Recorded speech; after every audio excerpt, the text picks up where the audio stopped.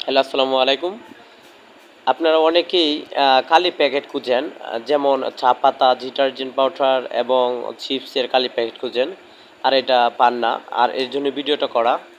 এটা হচ্ছে কালি প্যাকেট পাবেন, কী কালি প্যাকেট পাবেন এবং কত টাকা করে কেজি, এটা হচ্ছে এই ভিডিওতে জানবেন আপনারা।